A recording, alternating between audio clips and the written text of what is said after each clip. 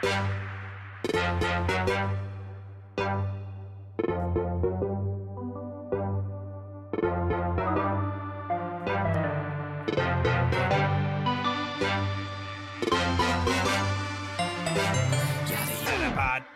the big leagues, trying to max the ears if you can't hear me. The players that made it, they QB for second, they hop in the block with me.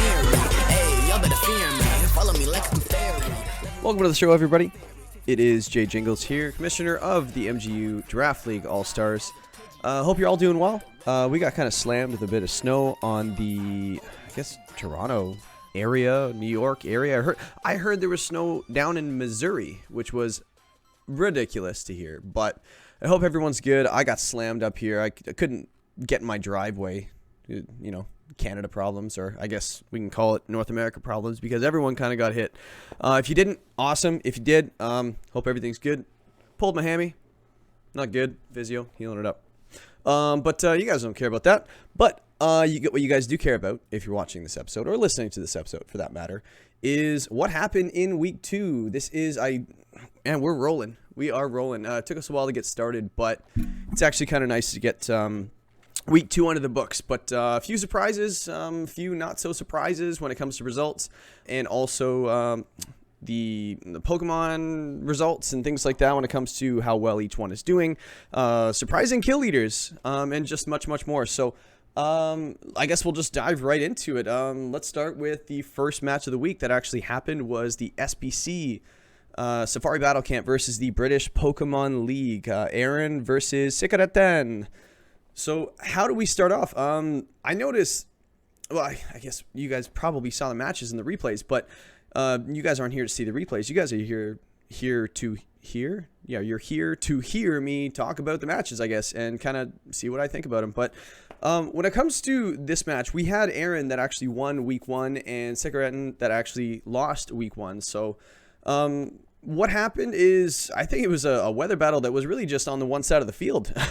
I feel like Aaron was setting the sun, setting the rain, things like that. We saw Pelipper come in and get a bunch of hurricanes off with the accuracy boost. And we also saw a bit of sunny day from Whimsicott with the Mag Mortar, which was really interesting to see. Very cool tech. But I think, I guess I'll just start off by saying British Pokemon League ended up winning the match 2-1. Sikareten and the SBC actually took game 1 2-0, putting him on his heels, putting Aaron at the BPL on his heels. But Aaron came back in games 2 and 3 to take the week 2 victory. But how did he do it?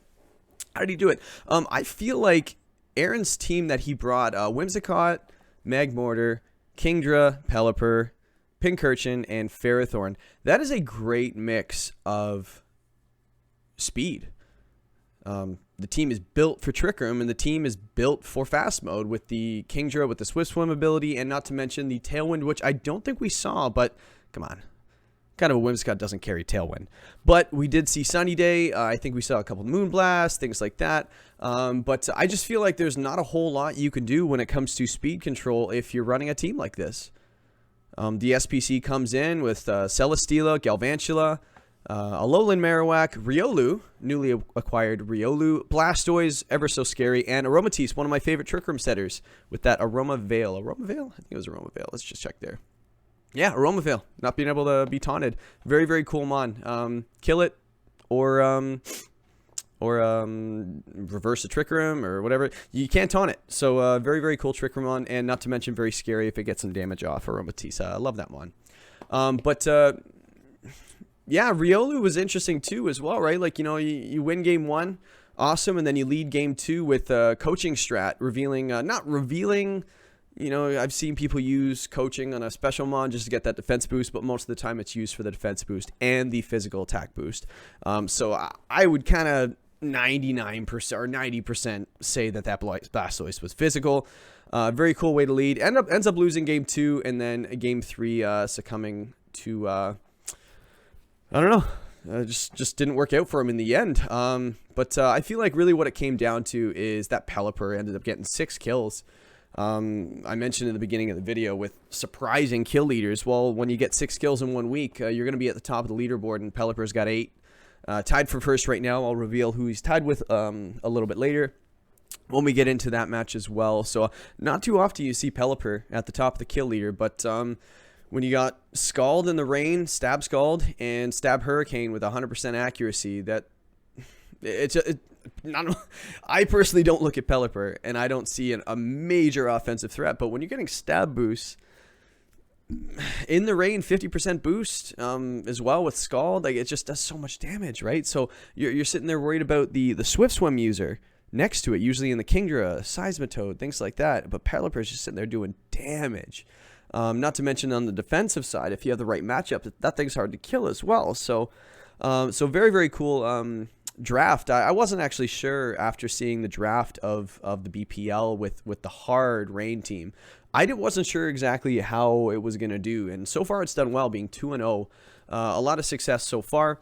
Hopefully week 3 it doesn't continue for him, because he's actually facing my league. So hope that doesn't actually work out for you. But yeah, all jokes aside, he's doing really well. I think he definitely belongs to be one of the teams that's 2-0 right now. And SBC starting the season 0-2. Long from over. Not worried at all. But so that basically does it for this match. I do have a couple of notes here on just kind of what I noticed as well. But clearly the strategy for the SBC this week was Trick Room. One thing that kind of stops the Swift Swim strat is flipping that Trick Room. Just kind of getting the advantage there. And not to mention, once the Trick Room's set, Aromatisse is one of the checks for that Kingdra as well, with the stab fairy moves being super effective. One of the few weaknesses that Kingdra actually has.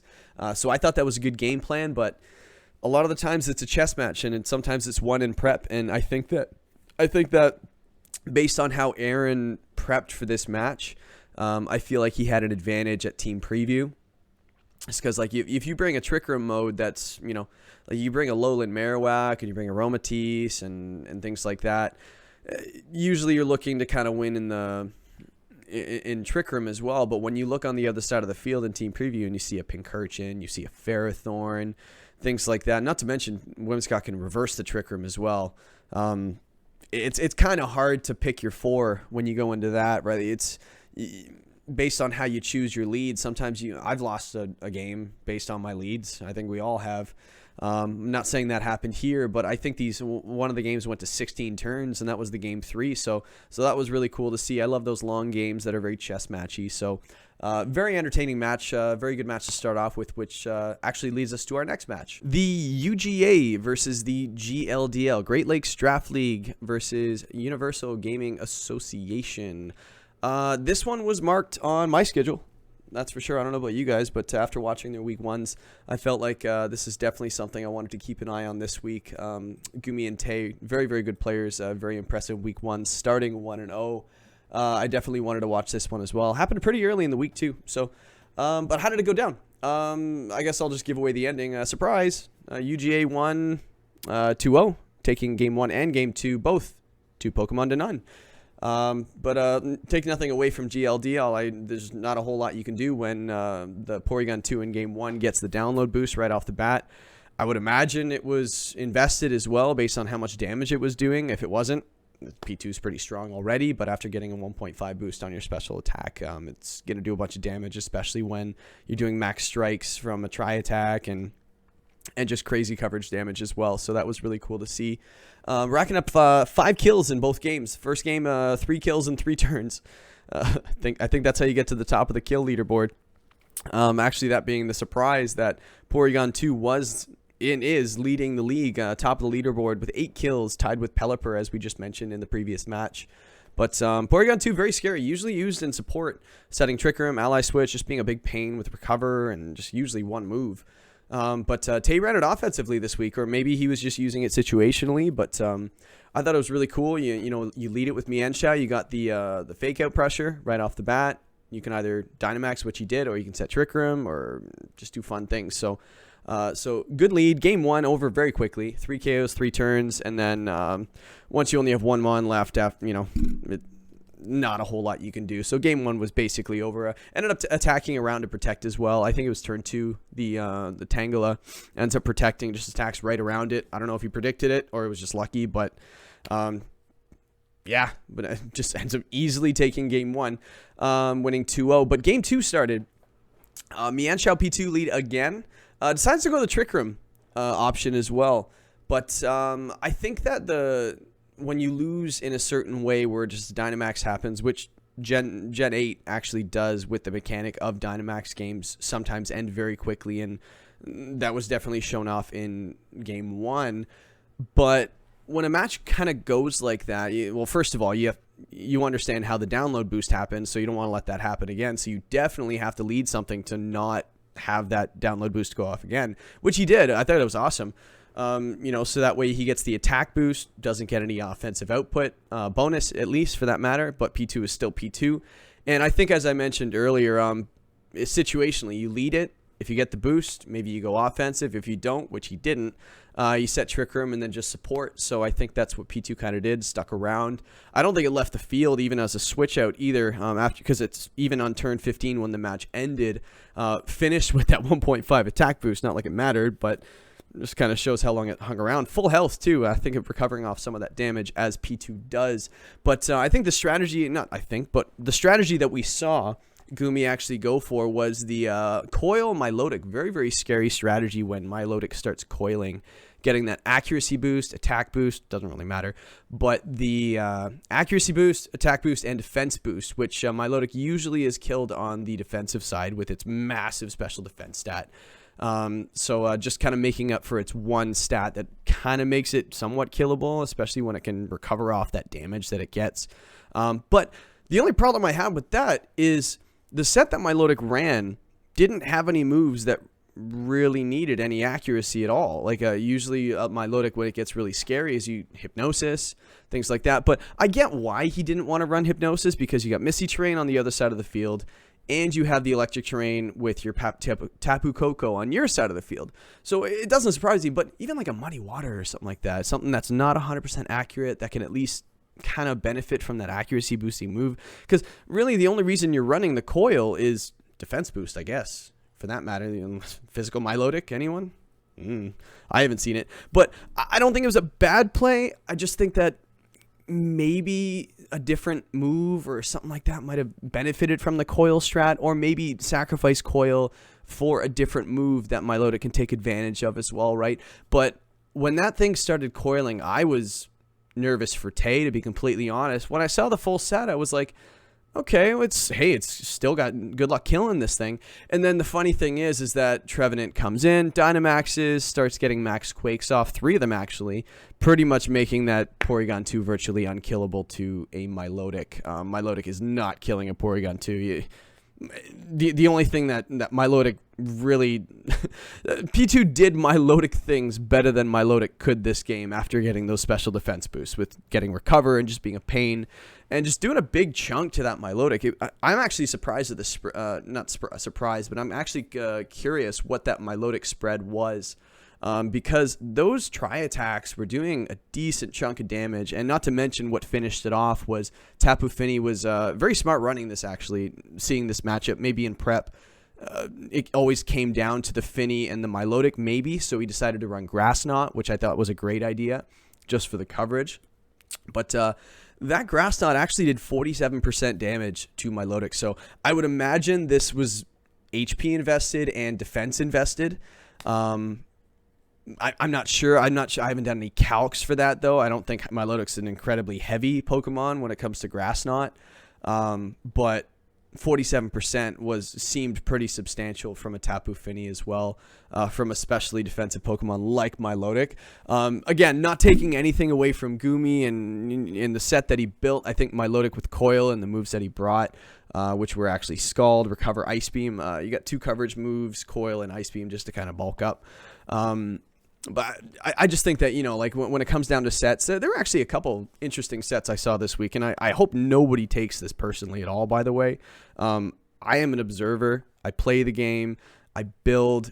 You guys are playing. I'm not. So in the end, I question things, not because of any disrespect, just because lack of information, things like that, looking at the whole sets, things like that, certain plays, it might be different based on what you add in the back, things like that. So when I look at this Milotic set, I go, this doesn't look optimal to me, but meanwhile, there might have been a bigger plan involved with prep and things like that. So take nothing away from these guys. I am just observing, but interesting food for thought kind of thing. So, like I said, UGA takes the game 2-0, actually increasing his record. I think it's actually top of the league right now in first place, just based on tiebreakers and things like that, being 2-0. I think we have 4 2-0 teams, 2-0 out of the 10 weeks. So a long season, could fall off that high horse anytime this season with the company that we have with the other players. So Gumi 1-1, long season. 1-1 means absolutely nothing when it comes to the end of the season. You can win the next 6 or 7 straight and be just fine. Lock up that number 1 seed. Wouldn't be surprised if he did it either. So very fun match, very technical from the UGA side. I thought getting those quakes in, just understanding that Milotic, if it starts coiling, it's probably there for the long haul. So let's just start boosting our special defense. So he needs to bring in a physical attacker. So very, very cool. Very fun match to watch. And actually another fun match to watch was actually the EDDL versus the Sunny Shore Battle Federation. The EDDL versus the SBF.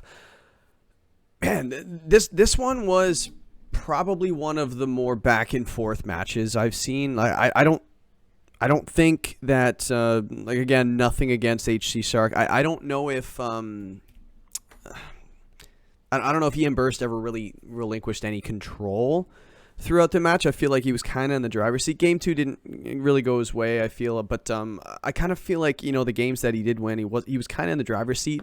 Like, I feel like there's 2 different strategies, I feel like, in Pokemon when it comes to VGC is send out a lead, and this is specifically to Draft League most of the time. I feel like game plans, you either decimate your opponent by paralyzing, burning, lowering stats, just being an absolute nuisance right off the bat. Obviously, there's hybrid options as well, or there's just Dynamax, or just bulk up, or just go crazy offense right off the bat. Like, I feel like you can just muscle your opponent into a win, but at the same time, I've seen so many guys, they build up a lead, and then they just like burn, trick rooms, stat drop, this and that, hard switch, take down a Dynamax just from like stalling the turns. I feel like Ian Burst actually did an incredible job with that. Kofa Grigas was the MVP of this entire match. It was just crazy. It burned everything. I don't think there was a thing it didn't burn. But racking up 13 support moves in the 3 games, which was really good. And normally when you see that, you usually see, a few deaths or whatever it is, it didn't really kill a whole lot. This thing got 3 kills. So Kofa Grigas is my MVP for this match, for sure. I've never seen Kofa Grigas kind of do what it did in this match, so it's actually got my attention. A lot of things get my attention in this show, but Kofa Grigas was my MVP, hands down. I don't think there's anything, like, I know P2 had a good week, and Pelipper had a really good week. I think Kofa Grigas was my MVP for the whole week. So just how did the match go? EDDL actually takes down the match 2-1, losing 1 game in game 2, but taking game 1 2-0, taking game 3 2-0 as well. But how did he do it? Game 1 actually worked out. He led the Marowak with the Kofa Grigas. And Trick Room Curse is actually a really cool strat. I think a few guys mentioned it. It's like, oh, that's actually really neat. Trick Room and Curse the same turn, especially if you're not really in any danger to be KO'd. You can safely do that kind of thing. Obviously, Trick Room going last, and not to mention Curse from a slow Pokemon like Marowak.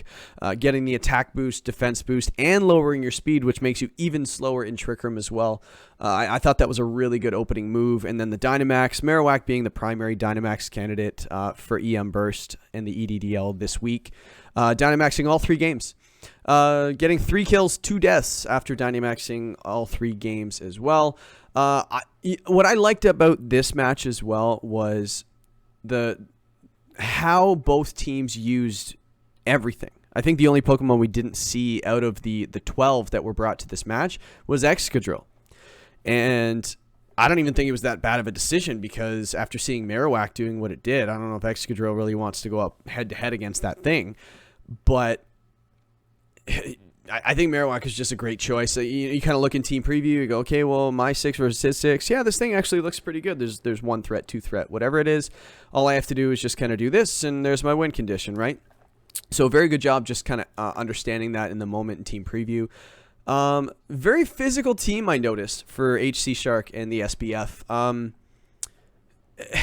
Your only special mon on the team was Wishy-Washy, and I liked Wishy-Washy as a bring this week. I think it kind of, Jolteon obviously hurts it a little bit, but Jolteon being a little frail, not on the special side, I guess, so it probably doesn't want to exchange hits with a Jolteon, but I thought it looked pretty good into this matchup, for the most part, but that's the thing, right? The way the game goes, right? Like, I think that the fact that EM Burst brought almost everything, right? Like, there was really no one candidate on HC's team to kind of get this win. Mandibuzz was such a pain. Gigalith looked pretty good as well. I mean, maybe Gigalith was the way to go. But what surprised me was, I don't know if this was intentional, but when it comes to making EVs and picking natures and IVs and stuff like that, I know you can, the world is your oyster. When it comes to Showdown, you just kind of slide it, pick whatever you want rather than train your mons, or gem them. Yeah, I just feel like when you have a Marowak on the other side of the field, when Trick Room goes up, Wishy-Washy is slower than Marowak, and so is Gigalith, but Marowak actually undersped both of them in Trick Room this match. So I don't know if it was intentional, because I've sometimes gone into matches saying, you know what, I'm going to stop Trick Room from happening, and I'm just going to outspeed this Pokemon, because normally Marowak would overspeed me, so I want to outspeed Marowak. I don't know if that was the play, but all I know is it really hurt him in the end. That Wishy-Washy was really a good counter for that Marowak. So seeing Wishy-Washy go second in Trick Room, Marowak gets the Stab Quake off, gets a special defense boost, Wishy-Washy returns fire with a Max Geyser on the special side. The fact that it went second, now that Marowak survives that hit, like, I'm not saying it's a misjudgment in prep. It might have been intentional, but I just know that in the match it really hurt it. I think the interaction actually happened twice or a couple of different times, especially with that Gigalith as well. It must have really sucked, because that Cofagrigus getting the burn off before Gigalith can get a hit too also really sucks. Just kind of nukes it, right? Like, what's a Gigalith going to do when it's burned? And not to mention that Gigalith's been taking a huge beating when it comes to lowering its attack in the first 2 weeks. I think we got to a -8. Obviously, you can't get to -8, but when you account for the burn and the stat drops, that thing wasn't doing any damage last week. And then this week, I feel like whenever I face a Gigalith in Draft League, I'm terrified. In prep, that thing just it's so hard to kill. It does so much damage when it Dynamaxes, not to mention the normal gem explosion shenanigans you can do with that thing. Just nuke the field right off the bat. Yeah, I don't think there was a whole lot he could do when it came to, once Trick Room went up, Cofagrigus is just incredibly hard to kill. There wasn't a whole lot on HC Shark's team to deal with that Cofagrigus, especially when it's doing its chip damage from Shadow Ball and things like that, and not to mention the residual burn damage as well. And it's just a snowball, right? You just burn everything on the physical, on their team that's physical.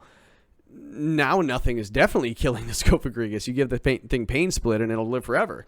But I thought it was just a really good job. I don't think it was a matter of, HC Shark, didn't bring the right team or anything. I think just you have a player that's really, really good on the EM Burst side for EDDL. Played really well and deserved the win. It's as simple as that. So I'm not sure, we live and learn and then go on to the next match, right? So maybe he might say, oh, well, I'm not going to go for that strategy again and spec my Pokemon to overspeed or whatever it might be. Or maybe we'll see a free agent move. Who knows? But I thought that was a fun match to watch as well. That was live streamed as well on EM Burst Twitch account. So thank you for doing that. I think we had a decent turnout for that match. It was a lot of fun. So moving on to the next match. Vitor versus Pat Mac. So the TGR versus the WPL in week 2. I was looking forward to this match just because I thought Vitor played pretty well for my league, the WPL, in week 1. I was actually, like, I keep on saying that I'm looking forward to seeing how he measures up against, other really good players from other leagues as well. So this is definitely one of the measuring sticks I was looking for, especially because Pat Mack being a very, very seasoned veteran when it comes to playing in draft leagues and things like that. So I was looking forward to this, but didn't disappoint. But I feel like Vitor didn't play as well as he did week 1. But sometimes you just have to make less mistakes than your opponent. But I feel like Pat Mac definitely outplayed him this week, winning 2-1. Losing the first game 2-0 against Vitor, and then winning 1-0 with that late Dynamax from that Incineroar, and then just obliterating him 3-0 in game 3. But how did it happen though? Let's break it down a little bit. So in game 1, I actually thought it was really cool. I love watching different strategies and different ways to win and keys to victory and things like that. So normally a Dynamax mon in this format is the main damage dealer, and you kill things with it, and you just bulk up with your boosting moves or your defense boosting moves, things like that, and you just you set yourself up for a win. But I actually feel like this was a little bit of a facade in game 1 by Vitor. I thought that was really neat.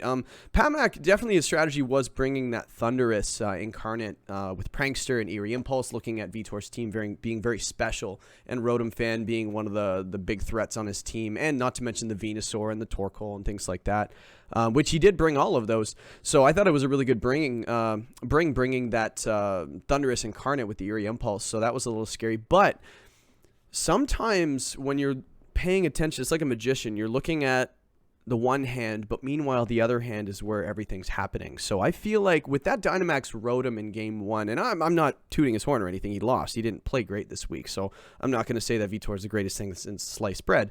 But I felt like game 1 was really interesting because I thought it was really cool. So he Dynamaxes the Rotom. I forget which turn. And then he hard switches in the Mamoswine. And Max Airstream is probably one of the most broken moves in the history of Pokemon, giving you a +1 boost and 130 base power most of the time, but depending on what move you use. Attack. And Mamoswine has a base 80 speed, which is, it's not going to outspeed major things. Usually Choice Scarf helps it out a lot, but it gets the +1 speed boost on switch in. And once Mamoswine looks really good into his team, actually. Like, it hits his Thunderous really hard, the Duraludon super effectively. Depending on the moveset, it gets Superpower for that Sneasel, ground move against that Incineroar, can't be intimidated, things like that. Ice Shard against the Gourgeist. So I thought it was a really good option. Maybe he could have leaned on it a little bit more, especially after seeing that Eerie Impulse. I think it was game 1, it was revealed. It would have been nice to lean on that Mamoswine maybe a little bit later.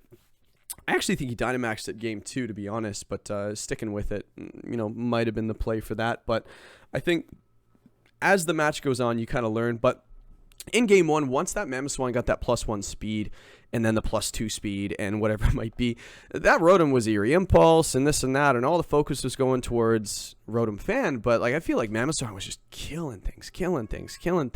And next thing you know, the match is over, and Rotom sitting there at -2. It's like, oh well. He loses a special attack, cuts it in half. It's like, okay, meanwhile, and we'll talk about what Pat Mac did in kind of that same regard as well. This match as well, I think that his non-Dynamax mons were the scariest things of his match. Thunderous and Sneasel just doing a bunch of chip damage, like 50% here, 40% here, 70% here. I thought that was just awesome, right? So this match wasn't really the tail of the Dynamax mon. So I thought that was really interesting as well. But Mamoswine was probably the MVP of game 1 for Vitor.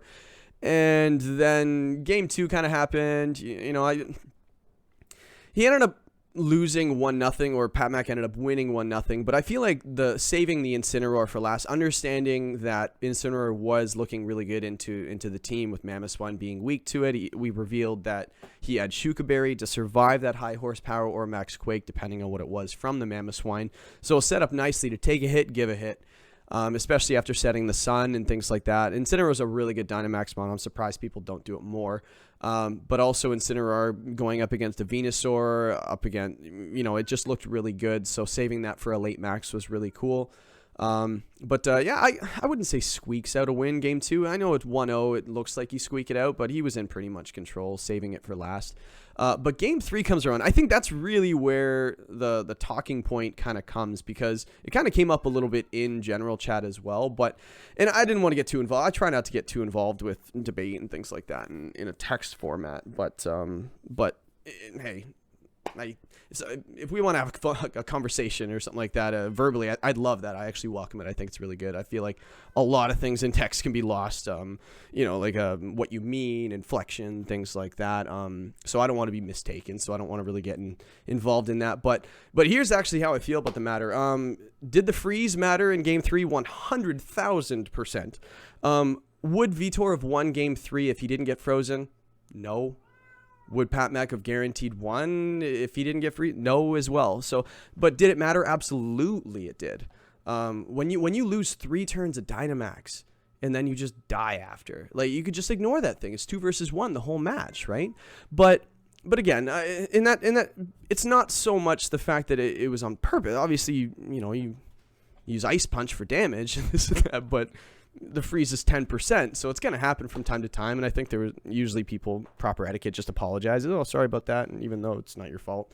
But did it matter? Yes. Would he have won? I don't know. Who knows? But I just know it would have been a whole lot different of a game.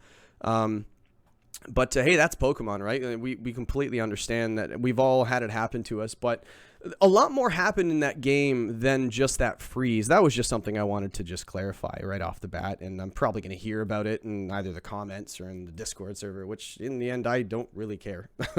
I am not an expert. I have opinions, and I have a voice with this show, and I think that people want to hear, they don't want to hear dumbed down, yep, this is what happened, and this is what happened in the match, and yep, you all know what happened. You all are better players than I. You all know the mechanics and things like that. But just giving a take on, someone might say, I kind of agree with that, or no, I completely disagree with that. And that's why it's kind of fun to kind of do things like this. But what else happened in this match? I think that this was probably Vitor's worst game of the season, just to kind of tear my own player a new one. He understands. Like, I'm not, if you're upset by this, Vitor, I apologize.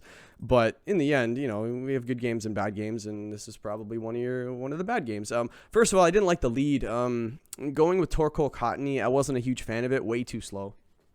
Way too slow, especially with Torkoal. Like, you're just gonna get hit too hard, right? You're gonna go last and really, really low speed, not really set up in Trick Room, and not really setting the sun for anything either. That was another thing Torkoal's really known for. But another, also running Worry Seed on the Cottony, and then, taking away that justified ability on the Gallade was really interesting.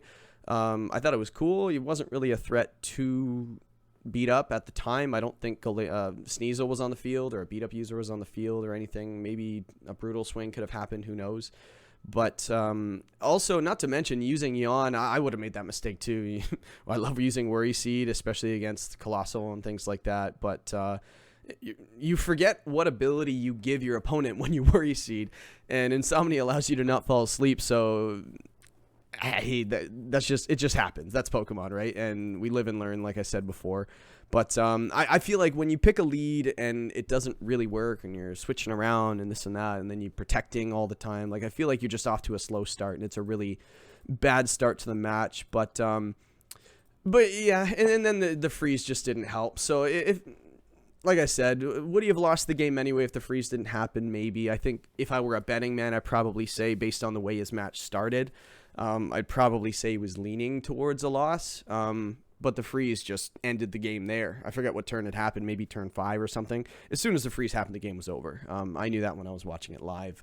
And I think Vitor did too. Like, he people don't know this, but he has a bad habit in the WPL of saying GG too early. Not to be completely disrespectful. Like, he doesn't do it to be mean or anything.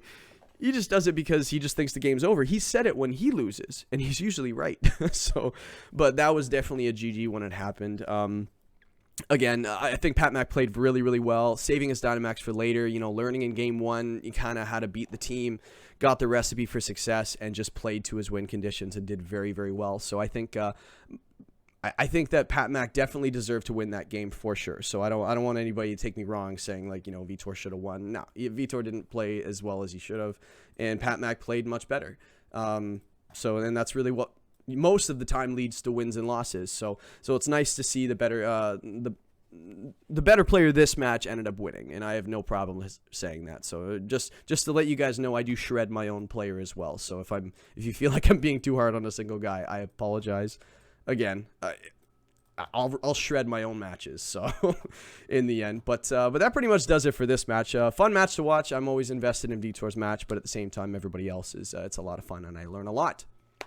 Speaking of learning a lot, I learned a lot about Pokemon I don't normally use. There were a handful of Pokemon I normally don't use that I learned quite a bit about this week. So speaking of which, it's a Victory Draft League versus the YCL. Arts versus Colopsia. They both actually, did VDL win week 1? No, he didn't.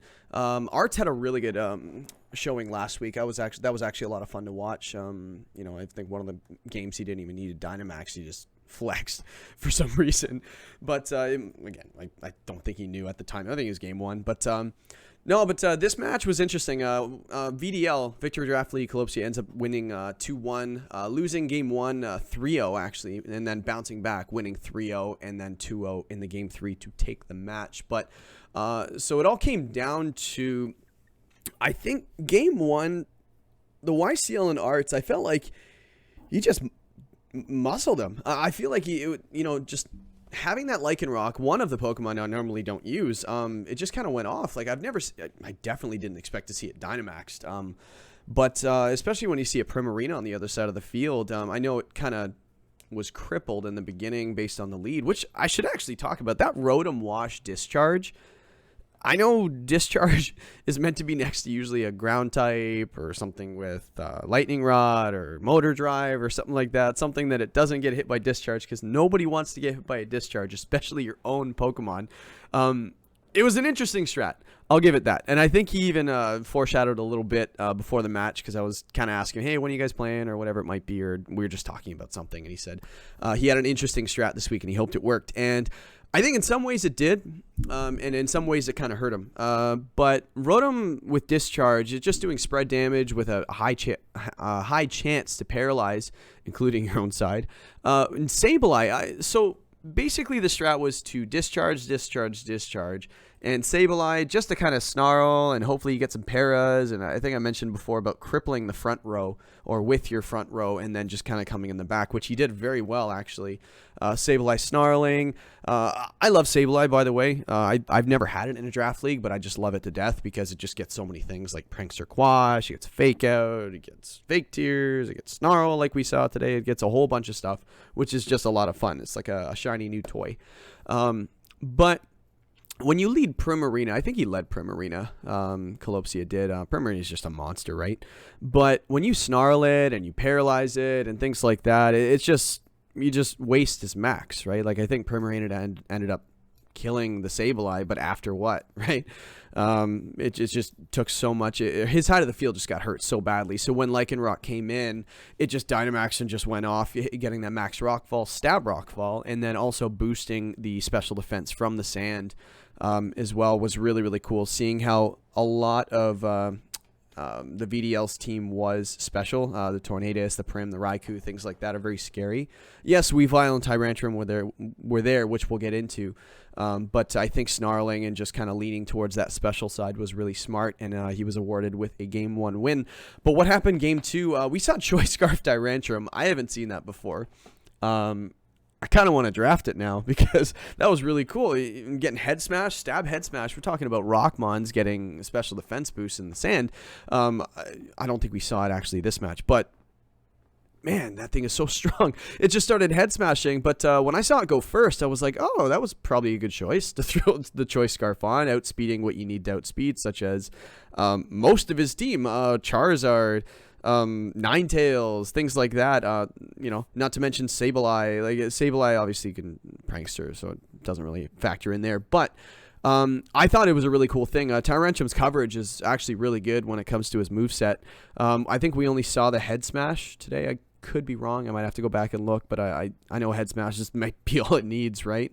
With its ability. What's the one that takes no recoil? I think it's Reckless boosts the damage, and Rockhead. I think it's Rockhead that eliminates the recoil. So that's a really strong Tyrantrum with a massively high attack. Very, very scary stuff. And it did really, really well Game 2. So, you know, I think Arts leads the Ninetales Charizard, which is also really scary with the solar power ability on the Charizard. And the Ninetales also just doing a lot of fun things as well in the sun.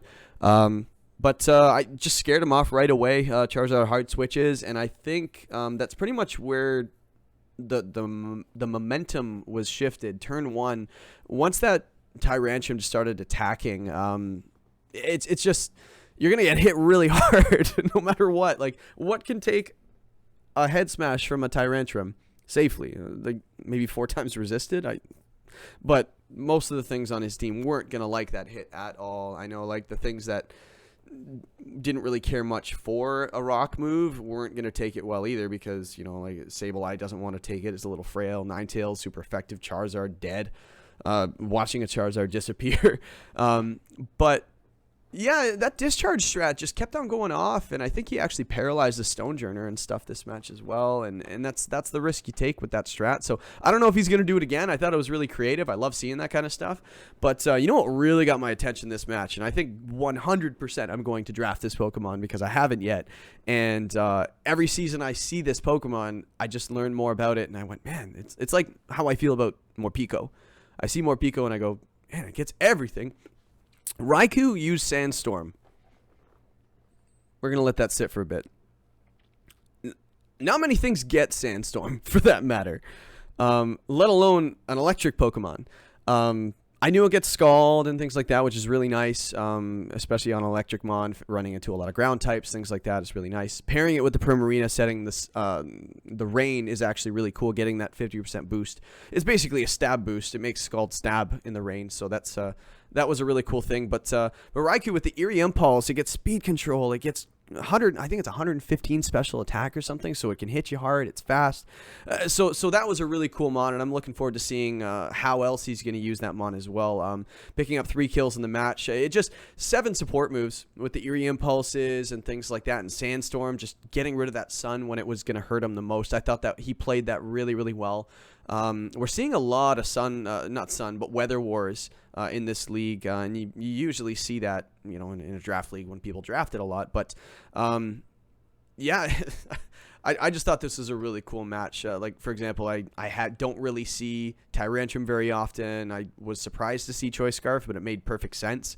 The strats with Rotom and things like that, and the Raikou was really cool to see as well, and just a fun match overall. So both teams end up finishing week 2 1-1. VDL getting the win this week, YCL getting the loss. But yeah, that again, I can't say enough about these matches. I know I go on a long time. I don't know if anybody listens or wants to hear me talk about these matches, but I don't know if anybody else is enjoying these matches as much as me, but these are a lot of fun to watch, and especially seeing you represent your league and different strategies that are coming from your leagues as well. I know everybody kind of dips into each other's leagues and stuff and plays across the board, but I think some people are going to be thrown off by some of the strats they run into on a weekly basis based on what they haven't seen yet. And for example, I haven't seen a Tyrantrum. I don't even think it's been drafted in my league, and it might actually be next season. But the match with the GADL and CDL kicked off with a bang. I think we all kind of knew this was coming. Game 1, Sean actually leads with his Comfey Dragapult. I don't think anyone is surprised at what this combo does. The fact that Dragapult is already scary on his own, or its own, you put a Comfey next to it that can activate a weakness policy is just... There are very few ways to stop a weakness policy Dragapult, especially in a draft league setting. This thing's good on the ladder, let alone when you don't have checks for it in your 11 that you drafted, but...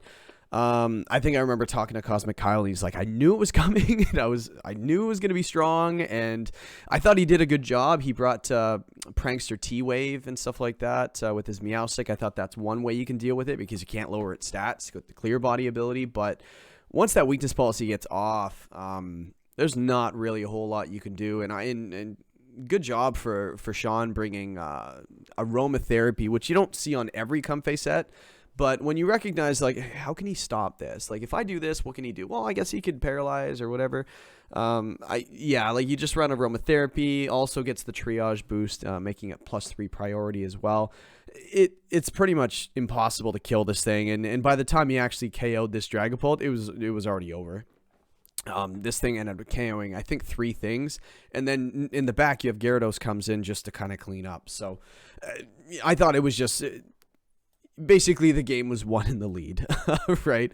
I think that's how game one kind of went. It didn't last very long, but sometimes that's how it goes. Sometimes you make the lead and you're like, well, this isn't going to be fun. On to game two.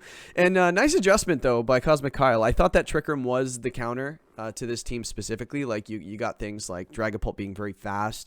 Indeedee is not exactly slow. Hawlucha with Unburden and Gyarados. Things like that. I think with the 6 that Cosmic Kyle brought, I think Trick Room was the play, and I thought he did a good job setting it up and also recognizing that was a special Dragapult. So Goodra eats those for breakfast, lunch, and dinner. So Cosmic Kyle ended up taking game 2 with that weakness policy Goodra as well to counter the weakness policy Dragapult.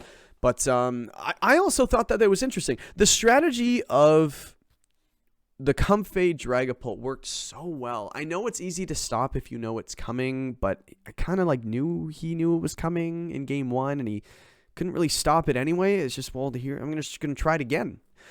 But he decided to change it up, decided to go with the Psychic Terrain with the Indeedee paired with the Unburdened Hawlucha. And what was a little surprising to me, I don't think it was a horrible play or anything, but you got intimidated turn 1. Hawlucha doesn't exactly have the strongest attack to begin with. Yes, it gets incredibly fast with its Unburdened ability, doubling its speed, which is already really fast to begin with. But your -1 attack on an already not super offensive Mon as well. And, I know he knuckled to kind of get that -1 back to neutral, but that's one turn of Dynamax that's kind of just burned, and I feel like there was probably a better Dynamax option than that Hawlucha, but yeah, Hawlucha is really cool at the same time, but I think that Dragapult was probably the play. He ended up, spoiler alert, he ended up taking the match 2-1. So in the end, in hindsight, it didn't really matter. Maybe he might have won game 2 if he went with the same lead, but that is, again, my crappy opinion. But in hindsight's 2020. We all know that as well. So knowing that, how the match ended and things like that, and Dragapult ended up getting the last KO of the match to KO that Goodra after the Trick Room ended, protecting and getting that weakness policy boost from the Goodra, ironically enough, just to finish off the game. But this one was a lot of fun to watch as well. I think just kind of seeing strats that we're used to seeing are a lot of fun. But there was one thing that I think got everyone's attention. No Grassy Surge on Rillaboom. I don't know what effect it would have had on the game, because Dragapult in game 1 just kind of doing what Dragapult does. It kind of eats those grassy glides, things like that. I know it does get knockoff. I think it activates that policy anyway if he did knock it off. I don't know if it was banded or whatever it might be. Maybe Fake Out would have helped. Not like Fake Out's effect. I'm just rambling. Don't listen to me. But in the end, I just thought that was interesting. I kind of chirped him a bit in DMs, just kind of saying, yeah, let's check our Pokemon before we go into the match, because I don't think there was any question he wanted to have that Grassy Surge on that Rillaboom. But hey, it happens. I've done it before too. You get in the match and you're like, oh crap, here we go. But yeah, so Cosmic Kyle wins a game. In game 1, he didn't get a game 1, so that was he was a little happy about that. But Stepping Stones, long season, so we're gonna see him win a few games this season at least. So but yeah, not a whole lot happened this match. I also really haven't gone over a lot of the stats from the match. But Goodra, I know it ended up losing this week, but 5 kills, one of them being a passive kill, and only 2 deaths. I thought that was an impressive week by Goodra. I'm not a huge fan of a Goodra. I think when we were talking, he was really happy he got it, and I went, well, okay, I guess. I'm not... Again, WPL thing, Goodra does really well in other leagues, things like that, but I thought Goodra did really, really well this season, this week, actually, But again, Dragapult just getting 4 kills on Sean's side, and Gyarados just kind of cleaning up the mess. And Rhydon did pretty well this week too. Didn't lose a game. Came to the only games that Sean won, so that was cool as well. But very, very, very fun match. But the last match we're gonna go over is what's the last match here? Let me just have a look. The last match. Oh yeah, that's why. It's because it happened a little later in the week. So just so people know, Dan the Man, the VBA coach this season, is actually he was traveling and kind of got stuck at an airport. So, and he messaged me, thank you very much for letting me know about that. I appreciate it. I know that not hearing from people is kind of makes me a little nervous kind of thing. I have to assume that you guys are scheduling your matches, but sometimes things like this happen. So I do appreciate the messages kind of keep me in the loop. And thank you, Pixel Master, for actually arranging the later match as well. So that's why we're a little bit later on this week's video. But so without going too much into this game, because I know I've been taking a little bit longer on these recaps. I don't know if you guys like these long videos or whatever, or like this in-depth. But I know last week I was kind of trying to move through it quickly because I know that recapping 8 matches takes a bit. So, but if you like these long videos, I guess I'll see in retention and the analytics of the videos and stuff like that. But hey, in the end, this is for you guys, whatever you guys enjoy, or girls or whoever's listening to this. But yeah, I just want to go through these matches, and I'm definitely rambling. I shouldn't be doing that. But going into the match, so basically what happened, a couple surprises. We saw a Dynamax Indeedee game 1 against that Kartana. Steely Spirit next to Kartana is very scary, but when an Indeedee just erases the Kartana turn 1. It didn't Dynamax, thank God, because I think that would have been just horrible if you lose your Dynamax turn 1. But I think just with just knowing that Indeedee does get Mystical Fire, it does get a Max Flare. I've seen it before. And not to mention Magical Leap, which I've never seen on an Indeedee before, but a good bring against a Seismitoad as well. So, and that definitely came in clutch in turns 2 and 3, I think it was, where it got 2 off in a row, KOing his Dynamax Mon. But yeah, this one actually, it got off to a quick start in game 1, but it kind of slowed down and kind of balanced out. Pixel Master actually brought it back and ended up getting 1v1 against the Silvally with his Berserker, which started the match, which was really cool to see. Just kind of hung around, but it got a couple of defense boosts, special defense boosts actually from, I think it was Max Quakes from the Seismitoad. And that Silvally being a special threat, yeah, I don't think there was any way Silvally was going to pull that off. But Silvally Grass, by the way, chose Grass, which I thought was a good choice. But yeah, Berserker ended up squeezing on a win. That Iron Head just doing so much damage. I really liked Berserker this match as well. Game 2, we saw the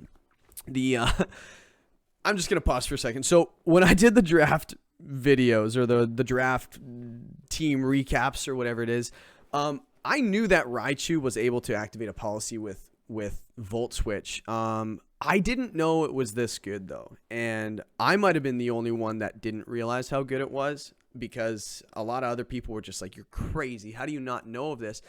And I knew it was there. I knew it could have. Like, technically, you can use any move that's super effective to activate it, I guess. I thought Raichu would do too much damage, but I guess with the special defense on the Moltres and it wasn't even so much the weakness policy boost that I thought was interesting this match. Just what Raichu has to offer really helps out that Moltres. Moltres doesn't have the greatest speed. It likes to get an airstream off at least once, you know, just to kind of give it that +1 so it can outspeed what it needs to, such as Kartana and things like that, that could potentially threaten it.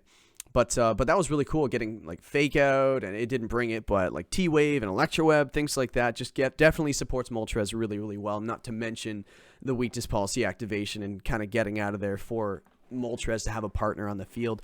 A fast Volt Switch, by the way, you can kind of switch into whatever you want. So that definitely that was really cool. I've seen it. I just didn't think, I haven't seen it do incredibly well. I might have been sleeping during those times it was in the meta, but it definitely did really, really well this week for sure. And he didn't even activate that policy on it. It got a Berserk boost, but it didn't need to activate weakness policy in game 2, winning the game 2-0 after losing game 1. So that was a nice bounce back game for him. Slurpuff was the MVP of this match. I know Moltres got 5 kills, didn't die, this and that, but Slurpuff was just amazing this match. Just it KO'd Urshifu. Urshifu just had no chance when this Slurpuff was on the field. It was way too fast. 4-time super effective move against that Urshifu. Yeah. It was the Urshifu counter, which was really cool to see. But I feel like at the very end, there was a chance that Regieleki actually could have come back. I know it was 2v1 Moltres and Slurpuff against the Regieleki. And Regieleki's faster than, well, actually, we'll get into that after, but it could have been faster than both of them. But it was definitely faster than the Moltres. But yeah, it could have KO'd the Moltres right then and there, but the nice timely protect in turn 7 by Moltres attacks into the protect, and then Slurpuff gets just actually KOs the partner Pokemon. Yeah, it was 2v2 at the time. KOs the Urshifu, this and that. But yeah, that really mattered a lot, because then the next turn, Slurpuff uses String Shot, gets the half speed on the Alecki, and then Moltres just KOs to end the game. So I thought that was an amazing play by Dan as well. That was really impressive. And there was also a really impressive play game 3 as well. Raichu and the Moltres were led as well. There are so many things that can happen on turn 1. It's probably the most it's the most important turn in the entire match, in my opinion, especially with fake out mons and intimidate mons and choosing the right leads, switching if you got it wrong, things like that. So many things can happen. And Berserker being a fake out user, Raichu clearly is a faster fake out user, but normally when you have 2 fake out users on the field, you have to kind of gamble whether or not you're going to fake out the fake outer.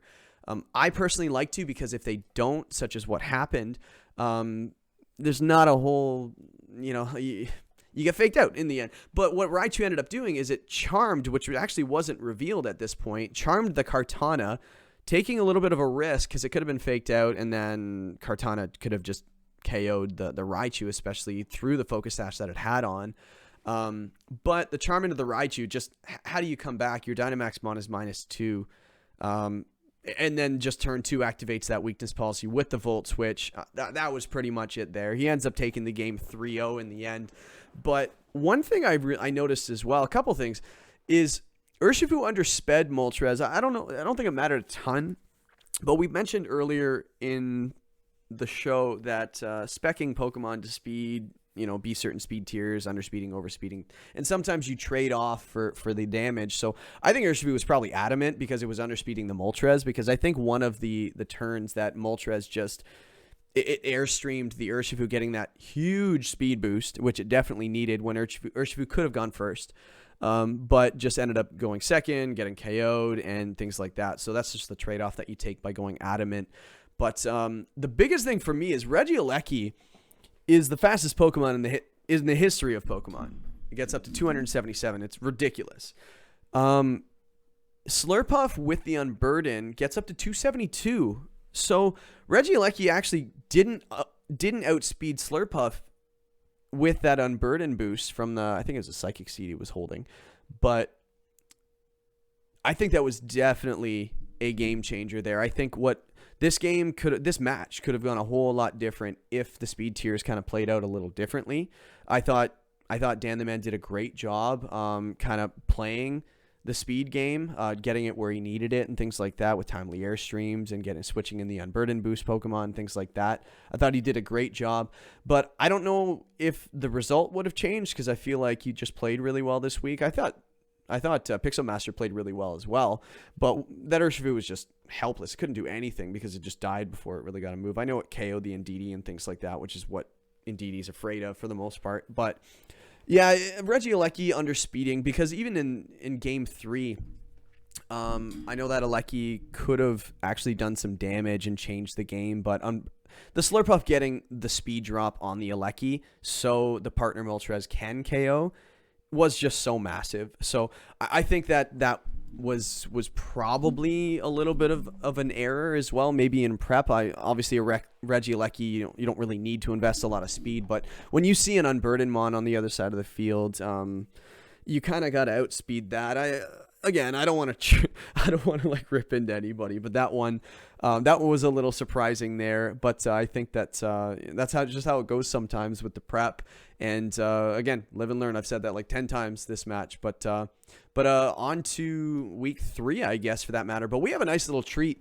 Again, I'm going to keep doing this as well. I'm going to see who wants to do it and things like that. But I've got Snoot actually here with an interview that we're going to break down his match. I intentionally skipped it to leave it to the end. But let's get into that.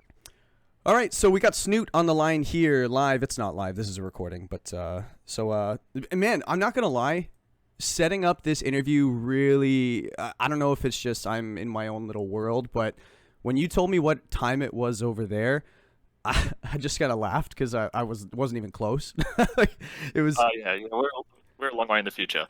Yeah, what's the future like? It's not too different. Pretty similar. I'd hope not. It's only 16 hours. I think it was. I think I figured it out. It was 16-hour difference. So that's kind of crazy actually. But yeah, man. So I've been watching week 1 and week 2, and I just had to have you on for the next interview. It just so happens that you faced the guy I interviewed last week in Gaz in the LHDL, which just is kind of a happy accident. But you just got my attention. I think I said in the last replay video or the recap video that you got my attention, and this week was no different. You ended up beating Gaz 2-0. You haven't lost a game yet, but it was how you won, and we'll get into game 2 and how close it was and how different it could have gone. But I think you make your own luck in the end. But I want to start by talking about your prep. I think I already kind of introduced all the players, through all the Twitter and all the the player profiles and stuff like that. So we won't get too much into that. You're a pretty decorated player, but in your prep against the Lord Helix Draft League and Gaz, what was the thing that stood out to you the most? Like in prep, like what was the thing that you're like, I need an answer or 2 or 3 for this? Yeah, so there are a couple of things, most of which he didn't end up actually bringing. So that was interesting. One of them was Swampert, because Swampert's obviously good against Colossal, which is one of the big things on my team. Yeah. I was very worried about Trick Room and Delmise. So I was worried he would lead Trick Room, follow me, and then have Delmise as the back Pokemon. Delmise was very effective against a lot of my team. And I was a bit worried about Yawn, which didn't end up happening either. And Miltank, which he did end up using, I thought might be quite good. Yeah, Miltank was interesting. Like you don't see Miltank a ton across Draft League. I haven't seen it yet, really, but with that scrappy ability, it kind of looked like a good bring against that Spectre that you have, which is really, really scary. But yeah, that Yawn and Follow Me, those are Togekiss things. And yeah, well, I hate prepping against Togekiss because it can do so many different things as one of the most valuable things in Draft League's history, or whatever you want to call it. Yeah, that thing is just a menace, right? And you ended up getting Togepi, which actually has probably gotten the attention of more people than Togekiss, right? You end up sniping my own player, actually. You got it the 4th round, dude. 4th round. Why'd you get it so early? You don't think you could have waited a little later, or you just wanted to make sure you got it? Yeah, basically. So my theory on it was Follow Me is really good, essentially. There was one Follow Me user that wasn't A or S tier. There was only one in A tier, which was Togetic, and there was one in C tier, which was Togepi. And so if I wanted to get Follow Me, I had to take it early, and if I wanted to get it with not a high pick, I had to take Togepi. So given those two things, I decided I would take it early. Well, I don't doubt that my player wasn't the only player that you sniped with that pick. I think you kind of got a lot of fist clenches when you made that selection. You definitely surprised me with it round 4, because I was aware of my player's draft prep, and I knew that he wanted it. And also, he ended up missing out on a couple of other picks he chose not to go for because he missed out on that. So that really threw a wrench in Vitor, the WPL reps strategy as well. But so let's talk about the game itself. So game 1, you ended up winning 2-0, but it didn't look like it was more of a comeback win. But were you in any danger in your mind at all? Because it looks like when you went down, those 2 deaths right off the bat, it's like it was all part of the plan, all in the end. So like game 1, Dynamax Miltank, you ended up burning it turn 1, which is amazing. It's always nice when you burn a Dynamax Mon, especially on the physical side. And then you stalled it out, but you were down 2 Mons, and then Urshifu Rapid Strike and Spectrier come out, and then just finish the game. But being down 2 Mons early, were you worried at all in any way? Yes, I was worried, basically because my Spectrier only had Shadow Ball, so it couldn't even hit Miltank. So my main worry was, I thought it would probably be able to knock out everything else, but if he somehow got Urshifu, which obviously wasn't Dynamaxing and can be pretty frail, then I would have had to try to stall out Miltank on dying to burn, which didn't sound like much fun. So I was pretty concerned. Well, yeah, with one move, I think we've all been in that situation where whether or not we have just one fighting move and there's that one ghost type on the other side, you're just like, I need to kill that thing and I'm good. But, same thing with the other way around. You got the ghost type with the normal type on the other side of the field. But one thing that I thought was really, really cool is the synergy between Spectrier and Urshifu Rapid Strike. He got a couple of attack drops on you, which clearly doesn't matter when you're using the surging strikes. But The Dynamax Spectrier was such a good choice because getting those defense drops on your strongest attack was just, you just nuke something with your strongest Phantasm, and then not to mention Urshifu going right after, getting that defense drop, it just makes that Surging Strike so much stronger. So I thought that was really cool. It was more just like, oh my god, is he going to lose this game? And you look at the screen again and you're like, oh yeah, it looked like he planned it all. But it's kind of cool to see that you were a little nervous in that moment. But so that was really, really cool, man. I thought the max moves are so critical when it comes down to stat drops and raising stats. Like you see Max Quake being so valuable, Max Steel Spike, boosting your defenses are so valuable, and not to mention just kind of snowballing with those defense drops or boosts on the offensive side. But so that was really, really cool. But so is that why you led it game 2 as well? You just went straight off with it? You're like, hey, that worked? Yeah, it was. Originally, when I was planning, it was my plan lead exactly for what you said, that the drops, like Spectre doesn't benefit from its own drop very much, but Urshifu obviously benefits a lot from them. But I wanted Morpeko to play around Trick Room and follow me, and so that was my plan lead after I decided Urshifu Spectre wasn't good enough against those things. But given that my opponent ended up bringing that, and Morpeko didn't do anything much in the first game, I thought I'll just go with the strong synergy of that lead. And boy, did it ever work. You kind of started off the way you ended that first game right off the bat. You just nuke the, I think there was a Latios. No, Latios. Okay, I made that mistake last week too. But Latios, you ended up nuking that with your Max Phantasm, and then you just Surging Strikes the Heatran. But not after a Will-O-Wisp miss. Did you know it was Scarf? Was that revealed game 1? On the Heatran? I don't know if it was. No, I'm actually not sure. I can't remember. Oh, it was a Heat Wave. Yeah, the Heat Wave went before. It Heat Wave before some stuff, but he'd also been Max Striking. But I think it had been revealed. Yeah, I didn't know. Do you think that changed anything? If he hits that Will-O-Wisp, do you think that changes much?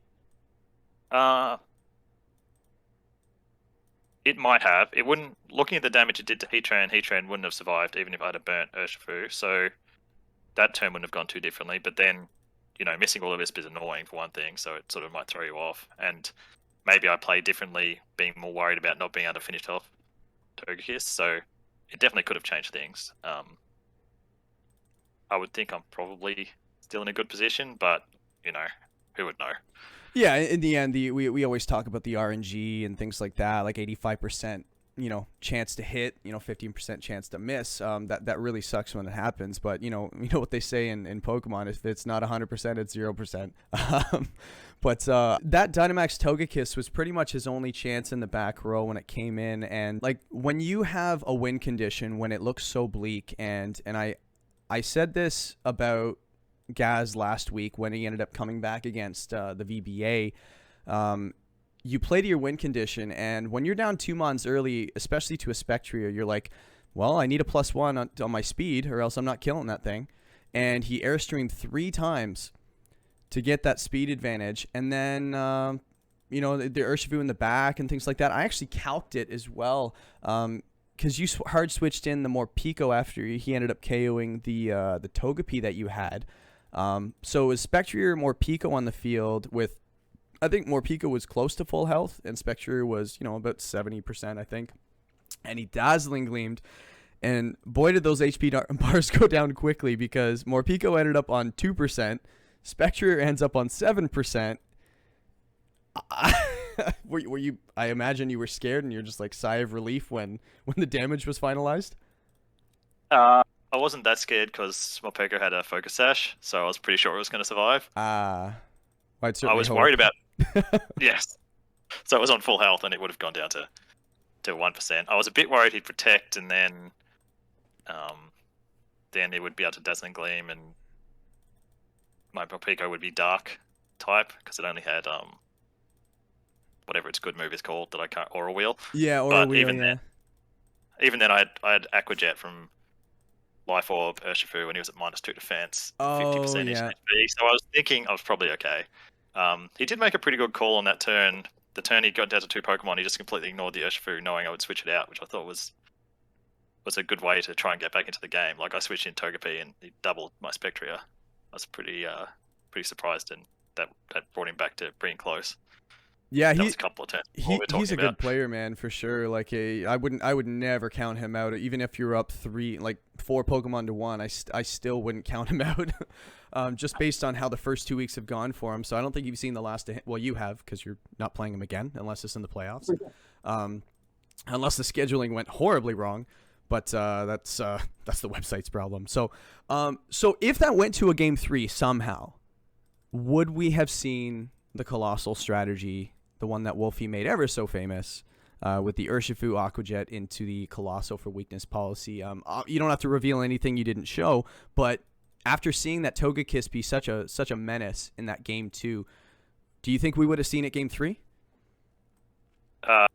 Yeah, potentially. I was considering leading similarly and then not maxing Spectria and having the plan later max of Colossal as one option for if I lost. But it's hard to know what you do in the moment. It would depend on how I'd lost, I guess. Oh, for sure. Yeah, like you said, the more Pico had the Focus Sash, so it's playing it out, it probably would have still ended up in a win in that situation, especially with the priority moves on the Urshifu as well, and the -2, it would have done a ton of damage. It's funny that because you got Colossal and you got the Urshifu round 1 and round 2 in the draft, and I don't think there's any surprise what you were trying to accomplish there.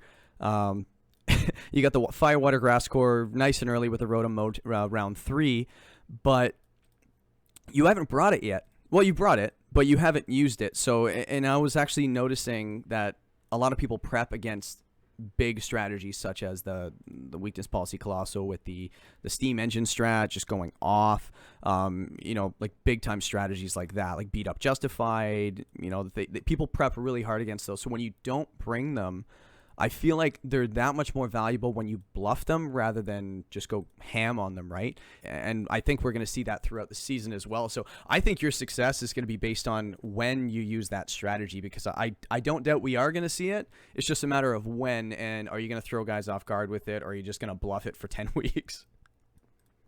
Yeah, have to be willing to use it, right? If I just keep bringing Colossal and not bringing it into matches, people are going to start not respecting it, and then that's not going to keep working. So at some point I have to be willing to use it, maybe for every of the next 8 weeks, who would know? But yeah, you're right, there is a lot of value to people having to plan for something, and Colossal is so threatening that it's very difficult to bring a lead that you know is going to be disfavored against Colossal when you're looking at my team.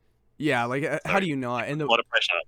The 1 week that somebody doesn't prep for it, they're like, I don't think it looks good. You bring it, you're like, yep, he didn't bring the 1 check for it. I'm just going to go off, and you just 4-0 somebody, and that kill differential is going to be massive at the end of the season, especially when you're competing for that top seed, which it looks like you're definitely going to be contending for. I have one final question for you. Clearly the most important question of this entire interview. How many games are we going to see more Pico? And how many ways do you plan on using more Pico, because it is so versatile, and have you had success with it in the past? I haven't really used it at all in the past, other than in the actual game itself, like the single player Pokemon game. I plan to, hopefully I can use it a lot. It does a lot of things that the rest of my team doesn't do, which is good to get in D tier, which, Fake Out I don't have anywhere else, and it's my only dark type. It has Parting Shot, which is obviously a great move. It has Aura Wheel, which it does everything, which is a ridiculous move. It's great. But so hopefully I can find a lot of chances to use it. Sounds like you're going to be supporting me if I do. So yeah. Oh man, if you want to know a couple tricks that I had more Pico the last season that we played in the WPL.